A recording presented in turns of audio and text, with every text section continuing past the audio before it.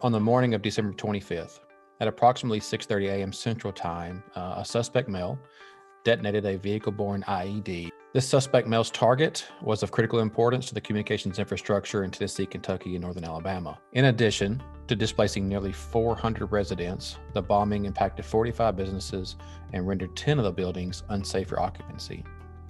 By 9:30 that morning, mobile phone and internet services were down across multiple counties in Tennessee, and about an hour later, 911 centers began reporting outages to the state. But one of the greatest benefits of RapidSOS's jurisdiction view is that it doesn't rely on that legacy 911 infrastructure to pass location information and additional data to those ECCs during emergency events and incidents. We didn't have anything other than the RapidSOS, so they were having to sit and look, specifically for calls coming through on that, and then having to use their personal cell phones to make calls back to the callers. So I was able to communicate with my staff, let them know that the Annie and Allie was not coming with it, that all 911 calls were coming over admin, and that we had to use RapidSOS jurisdiction view to be able to get the Annie and Allie information, and then to be aware of potential outages with AT&T customers if they were trying to call. And it's all about having resources and the tools to provide to the people that you're putting in those seats to answer the phones.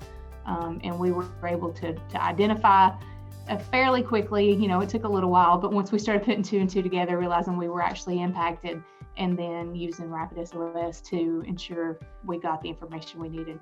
It amazed our call takers, dispatchers, telecommunicators, when we first partnered with RapidSOS and provided that resource for them. They can see the call before it ever comes into our system. Our telecommunicators, having experience with the jurisdiction view and knowing what a great resource it is, were comfortable and didn't over panic when we weren't getting the information as normal on the Christmas Day bombing, because they knew they had that to fall back on. Had it not been for RapidSOS and that jurisdiction view, we would have been dead in the water. We would have not been able to get any type call.